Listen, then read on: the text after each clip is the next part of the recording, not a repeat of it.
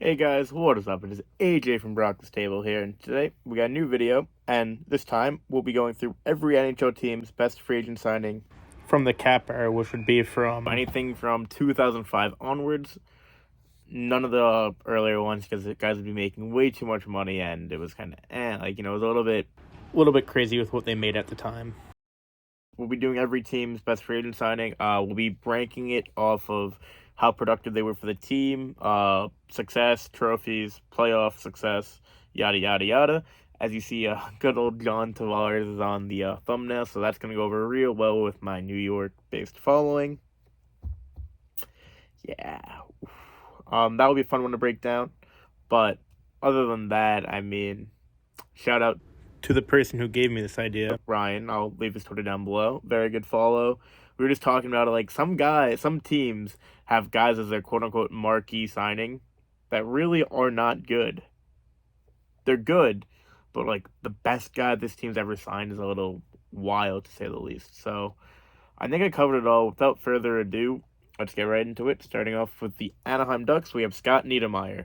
Scott Niedermayer played with his brother Rob Niedermayer when they won the Cup in Anaheim. They signed him in 2005 from the New Jersey Devils, and Scott Niedermayer was one of the most dominant defensemen of the early 2000s. Up next for the Arizona Coyotes, we have Mike Smith. Mike Smith is a little bit of a hot topic as of late. I know with his lack of success in Edmonton, he's been kind of made fun of, but for Arizona, he was very, very good for a very long time. He was one of the, I wouldn't say the better goalies in the league, but he was definitely a Arizona Coyote cult hero. After I believe their goalie coach Sean Burke really helped him hone his skills and grow in his career, Mike Smith was there for at least from 2011 to 2016, at least 2017. So that's like 6 years, 7 years. Very good player for the Coyotes, and it was a mainstay in their goal for that period of time. Up next, we have definitely one of the best free agent signings ever in Zdeno Chara. So, yes, he got made fun of a lot for being very bad for the Islanders this year, besides helping good old Noah Dobson grow. But Zdeno Chara is easily one of the top defensemen of all time. Definitely after signing to Boston from Ottawa, it's Big Z. We all know how good he is and how great he was at the time. Now he's a mere shell of his former self at the age of 45, 40 something. He's old, but when he was not old, he was very good. Shocker, I know. Up next, the Buffalo Sabres, we have Teppo Numminen. This one I was not too familiar with because I was literally 4 years old. But Teppo Numminen was a good player for Buffalo. He wasn't outstanding, but they didn't have anyone too crazy to go with. He was definitely there during the few playoff runs they had after what happened to them in the Stanley Cup Finals. But Teppo Numminen is their best free agent signing. Up next, we have a little bit of a controversial one because Mark Giordano was a undrafted free agent, but the other one for the Calgary Flames I didn't really like. So I was like, Mark Giordano was technically a free agent. Literally one of their better players of all time, captain, leader, and icon in Calgary, Mark Giordano. Also, I highly recommend looking up his story on when he went to Russia and came back and became who he is now. Up next, the Carolina Hurricanes, Ray Whitney. No, not Ryan Whitney from Spittin' Chicklets, but Ray Whitney, very good player. Wherever he went, he was producing. He helped Carolina win a Stanley Cup in 2006, I believe. And, everyone knows most people know how good Ray Whitney was in the early 2000s and how vital he was for the Carolina Hurricanes championship. Up next is quite a sad one in Marian Hossa. Hossa went from losing the cup in Pittsburgh to Detroit, going to Detroit and losing against Pittsburgh. Might have been vice versa. But then he went to Chicago after that and finally won his cup. But it gets sad as his career was cut a little bit shorter than it should have been due to him not being able to wear his equipment anymore because of some skin condition. So it was quite sad for one of the best wingers of our generation in Marian Hossa. Up next, we have a player who's been in the news recently, Andrew Brunette, for going to the Tampa Bay Lightning as an assistant coach after leading the Florida Panthers to the most successful season they've had since their Stanley Cup Finals appearance with Pavel Bure and company, but Andrew Brunette for the Colorado Avalanche. Up next is probably the lowest player we have so far for the Columbus Blue Jackets. It's Kristen Huselius. I think he had maybe 2 or 3 good years in Columbus. It's Kristen Huselius. What more could you really say? It's not going to really ever, push the needle in a free agency marquee signing video. This guy will, though. Joe Pavelski for the Dallas Stars. What a player. Guy's an absolute stud. All he does is score goals, and he was one of their best players in their cup run in the bubble. So, Joe Pavelski literally helped lead them to a cup. The only other guy I was debating was Alex Radulov, and Pavelski has a better points per game. So we'll go with Pavelski, who's also going to be there longer than Radulov. Up next for the Detroit Red Wings, we got Brian Rafalski. Another interesting one. I thought Detroit would have a better player than Brian Rafalski, despite how good he was in the late 2000s. It's weird not saying 2010s. He was considered a quote-unquote superstar, which I did not know personally, but I look at his stats, and he was very good. He had a few 50 to 70-point years for the Red Wings, so, hey, you'd assume they'd have someone better, but Brian Rafalski really was a standout player during his tenure there. Next up for the Edmonton Oilers, we have Dustin Penner, and it's a shame that Dustin Penner is mainly known for his career for being Pancake Man, as he got injured while cooking pancakes. True story, look it up. He was a good player, don't get me wrong, but, Dustin Penner his career kind of fell short quite quickly. Still, good player, though. Up next, a really new addition to this list is Carter Verhaeghe for the Florida Panthers. He's been very dominant ever since he left Tampa and joined Florida in the 2020 offseason. He literally led them past the Washington Capitals in the first round of this playoffs. He's a very good player. I really like Carter Verhaeghe, another guy the Islanders let go too soon. But never gave him a chance. And Tampa, who had a much better team than us, somehow did. Okay. Yeah, good for Carter Verhaeghe. I'm very happy for him. Up next, we have Willie Mitchell, who doesn't get the credit he deserves for how dominant he was during the Kings Cup run era. I wouldn't call him a dynasty, but they were very dominant for the 2010s, and Willie Mitchell was a very key part in being in the blue line for that. He's a shutdown defenseman, always got top minutes against his other team's top lines, and he was very good defensively. Offensively, he's a defensive defenseman. He did his job, got it done well, and helped the Kings win. So, Willie Mitchell. Up next, for the Minnesota Wild, it was between Ryan Suter and Zach Parise, and obviously, as you could tell, went Ryan Suter. Zach Parise was very unlucky in Minnesota, got injured a lot, and just never really took those steps he should have because of the injuries, which was very sad because I do like Zach Parise. But Ryan Suter was there, a mainstay for a long time, even though they both signed the same contract on the same day, and also got bought out at the same time. It was kind of quite poetic that they both stayed there for the exact same time. But Ryan Suter is the best Minnesota Wild free agent signing. And their cap hit for him and Parise will not be looking good for you guys in the next few years. Sadly, I like the Wild. Up next for the Montreal Canadiens is Alexei Kovalev, free agent in 2009, became the captain, had 3 to 4 very good seasons for the Montreal Canadiens. I think he stayed there 5, though. But, another really good free agency signing that worked out for the Canadiens. I think their other one, I thought they'd have a better one than Kovalev, but the other best one was, I believe, Brian Giunta, who was also a captain, I believe. But Alexei Kovalev. Up next, there wasn't too much to go through from the Nashville Predators, but I picked Paul Kariya. How could you not? It was really between Paul Kariya and Jason Arnott, both very good players, but Paul Kariya just wipes the floor, obviously, with Jason Arnott, even though he was there for a few years longer. Kariya still had a much better points per game and was just, obviously, Paul Kariya. One of the best American players of all time. Up next for the New Jersey Devils, we got Dana Subris. You could have went Dougie Hamilton, but I asked a few Devils fans, they're like, no, Dougie Hamilton was not that great this year.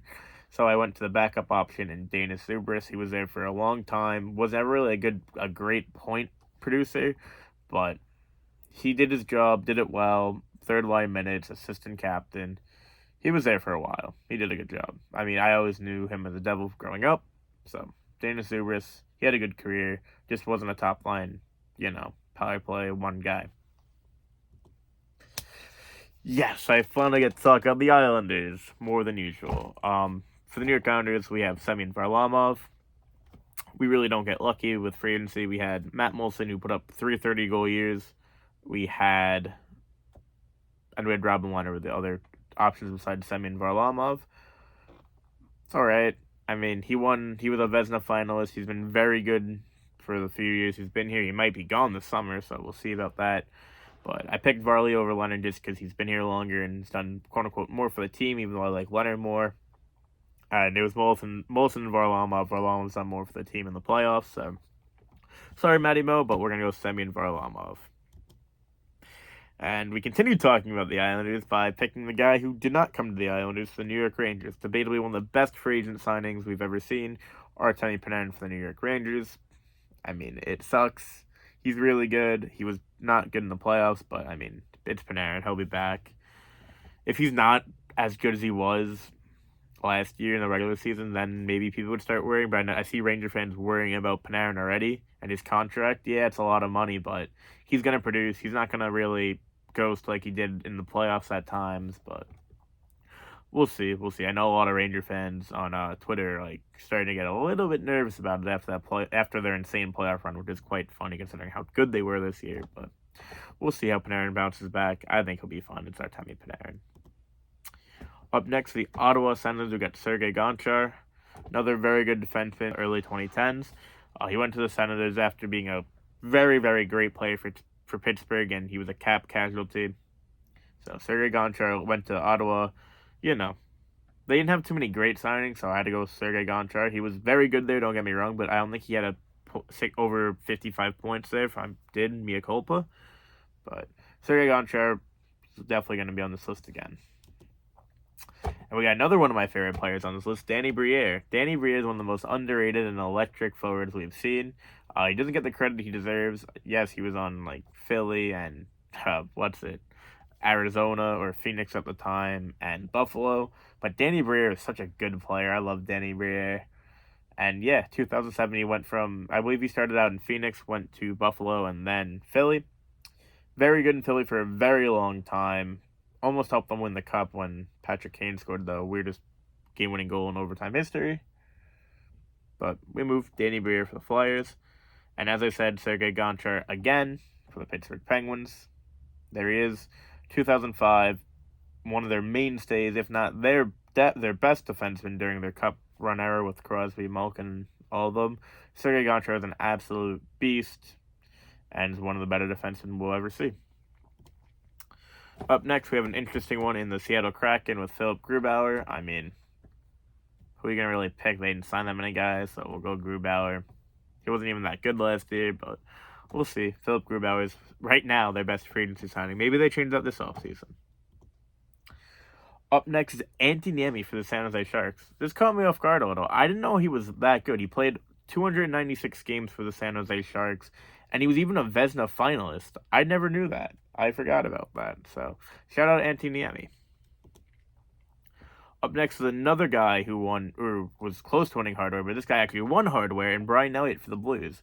I knew he was there for a while, but in 2011, I believe he signed from, I don't know where he was before. It might have been Ottawa. I think it was Ottawa. But he won the William Jennings Trophy, which is the best goals against average.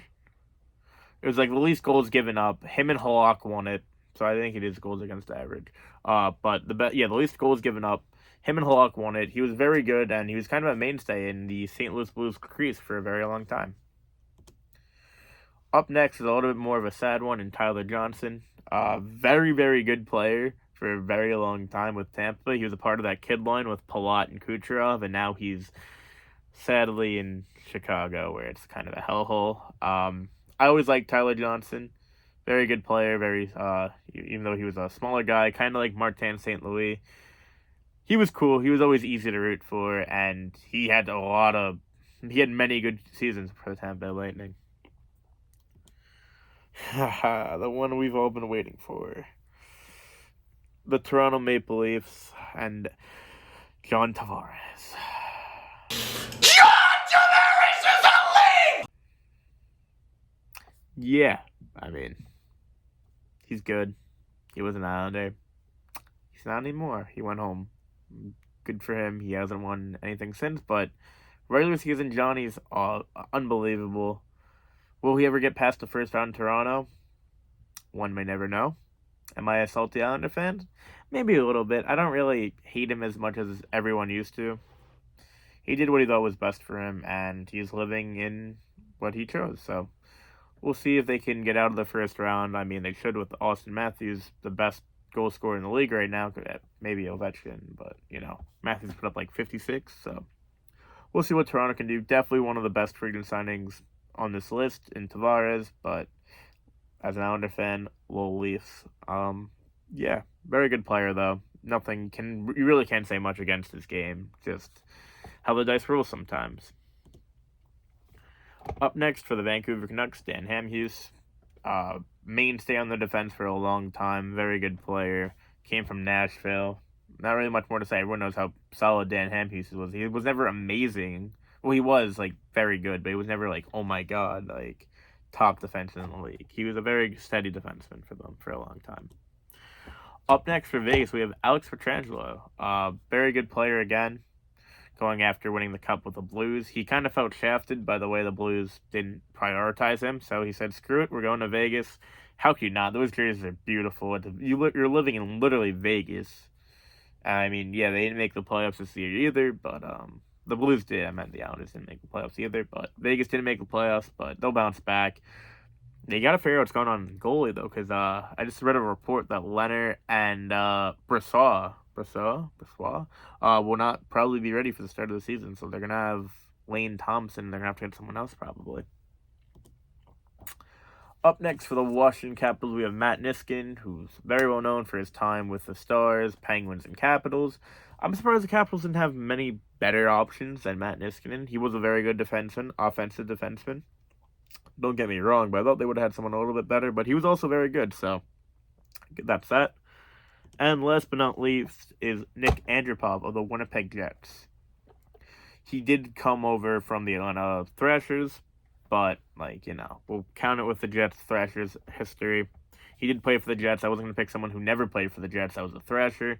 So Nick Andropov's a guy. He had 3 very good seasons for the Winnipeg, 2 or 3 very good seasons for the Winnipeg Jets. And I think he was with the Thrashers 2 years before that. So once again, that is every team's best free agent signing. I will link the, articles I was using to kind of give me an idea on who to pick from and who are the best options for each team. I know Bleacher Report had a big article, and I agreed with some of them I disagreed.